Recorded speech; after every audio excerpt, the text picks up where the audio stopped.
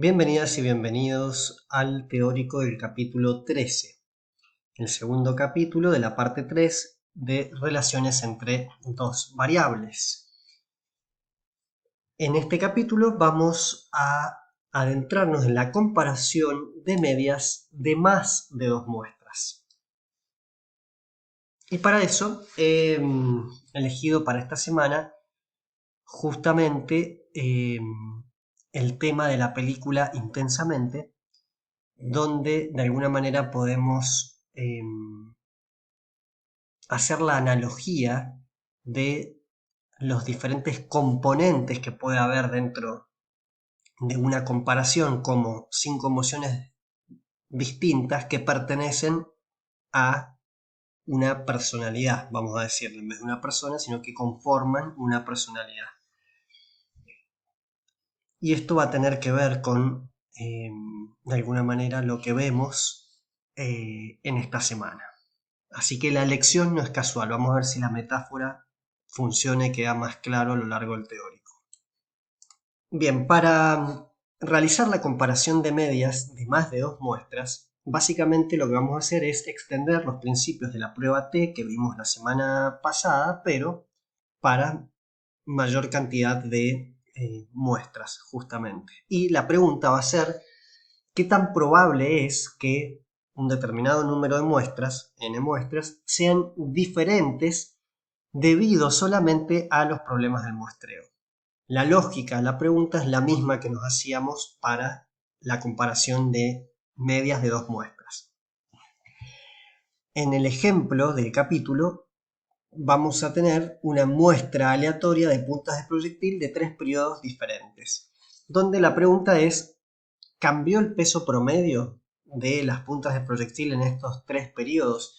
Y si leyeron con atención, vamos además, algo que a veces se pierde en las respuestas, tener en cuenta que esta comparación que hacemos tiene que ver con una pregunta arqueológica y también antropológica, si se quiere. Siempre estamos hablando de seres humanos, inclusive aunque hablemos precisamente de ciertas medidas, de ciertos artefactos arqueológicos.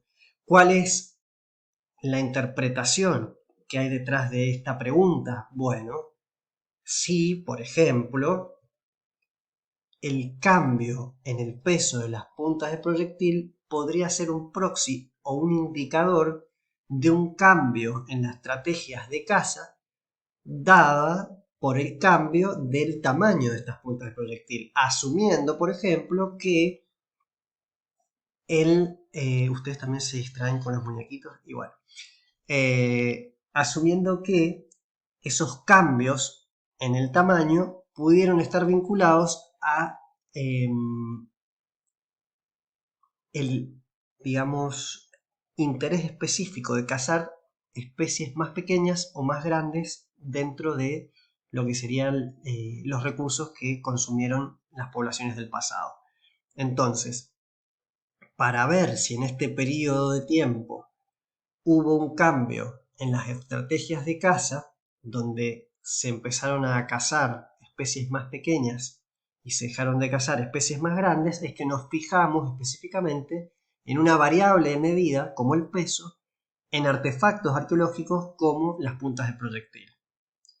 Esto es importante siempre tenerlo en cuenta. ¿Para qué? Para primero tener de base control sobre lo que estamos trabajando, que son puntas de proyectil. Bueno, entonces, sobre eso, ¿en qué estamos trabajando? En peso. ¿En qué medida se trabaja el peso? Y generalmente en gramos. Y si de repente tengo una medida que es 1300 gramos, bueno, tengo un problema. No existen ese tipo de puntas de proyectil. Esto es porque en prácticas anteriores, como la de proporción, aparecían números rimbombantes estrambóticos, que inmediatamente ustedes cuando los ven tienen que detectar que hay algo que no está funcionando. Entonces todo esto que estoy hablando es para que de base ustedes tengan un control sobre los números con los que están trabajando. ¿Y cuál es esa base? Y saber qué queremos saber, básicamente, saber cuál es la pregunta, saber qué queremos conocer, ver por dónde va la interpretación, cuál es la lógica que vamos a trabajar en esa interpretación. Ahora bien, la figura 13.1 del capítulo nos muestra los promedios y rangos de error con determinadas diferencias significativas, ya que ninguno de esos rangos de error incluyen a la media de otra población. Podemos decir que esas diferencias significativas son de un 99% de confianza, y por lo tanto eso nos permite concluir que las diferencias entre cada par de muestras no son causadas por variaciones de los muestreos, sino que son diferencias reales. Básicamente eso es lo que tratamos de responder cuando indagamos sobre la significancia y sobre el nivel de confianza de nuestras comparaciones entre medias. Bien, este es el gráfico 13.1 del capítulo, donde podemos ver lo que acababa de mencionar.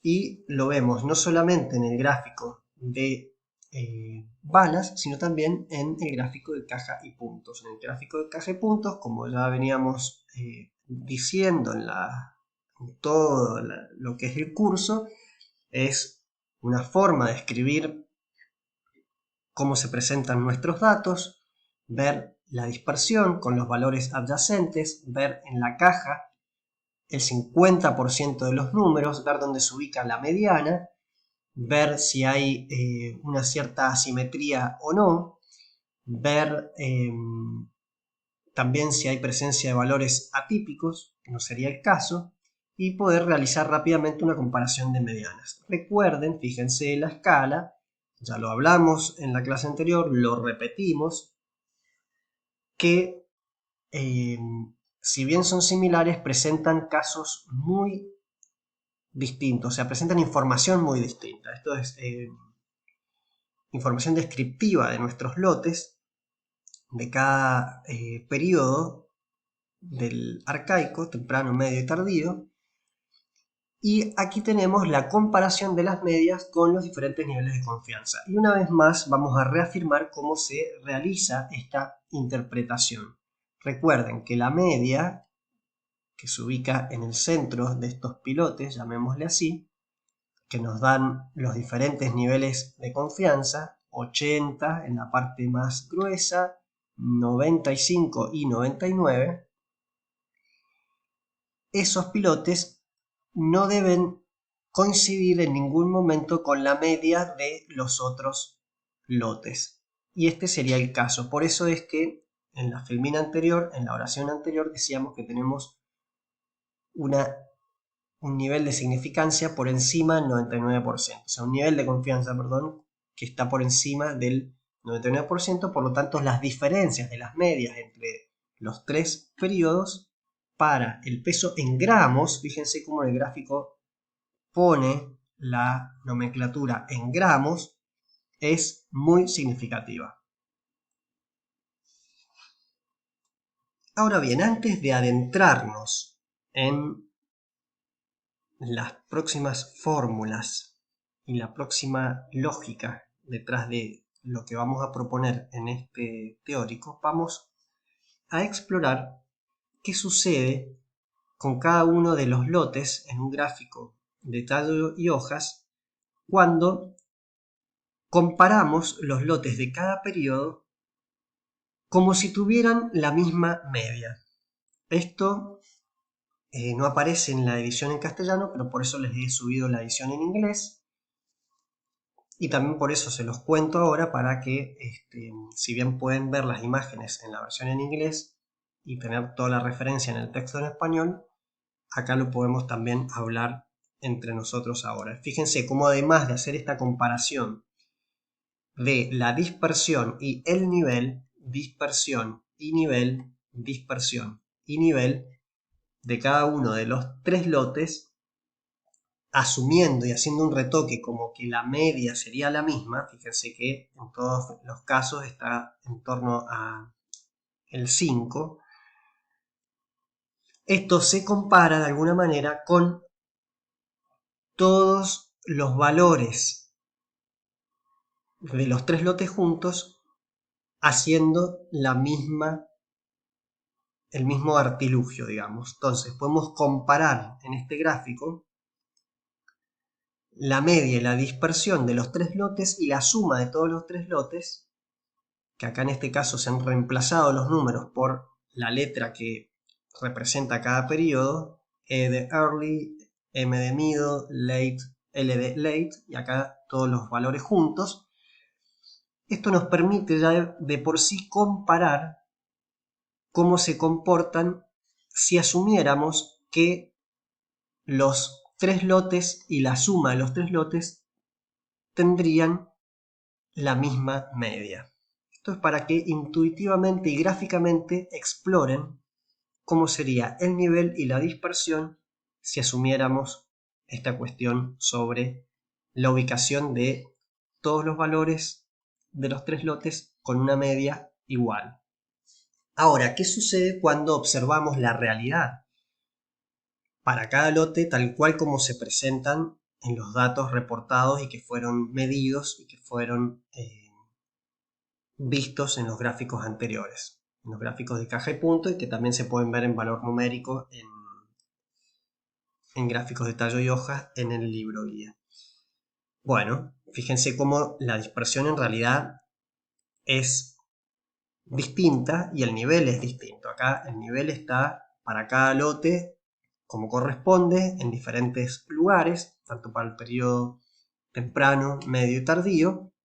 Y también vemos cómo cuando combinamos todos estos valores, esa dispersión y ese nivel también se comporta de forma distinta. Entonces, ¿qué es lo que observamos cuando vemos esta comparación? Y que si bien el nivel está en el mismo lugar, porque así lo hemos determinado, las dispersiones son de alguna manera un tanto similares. Entonces, básicamente, lo que vemos en este gráfico es un nivel y una dispersión bastante similar en los tres lotes y a su vez en el lote que junta a todos los valores. Ahora bien, cuando vemos los valores reales, vemos que la cuestión cambia. Si bien las dispersiones son dentro de todo similares, los niveles están en lugares bastante distintos. Y vemos cómo de alguna manera acá tenemos otro nivel cuando lo tomamos a los tres lotes juntos en comparación a los otros tres lotes. Salvo para cuando lo comparamos con el temprano, donde de alguna manera habría una especie de mayor similitud. Y ahora, ¿por qué es esto importante? Y porque nos permite de alguna manera visual indagar sobre esta pregunta que nos va a permitir hacer la comparación mediante el análisis de varianza. Básicamente, la pregunta es, o las preguntas podrían ser, ¿qué tan probable es que obtuviéramos tres muestras con medias y desviaciones estándar como estas de una sola población de origen? O, ¿cuál es la probabilidad de que muestras tan diferentes como estas tres sean producidas por la misma población solo por las fluctuaciones del muestreo? Y es para esto que vamos a realizar ni más ni menos que el análisis de varianza.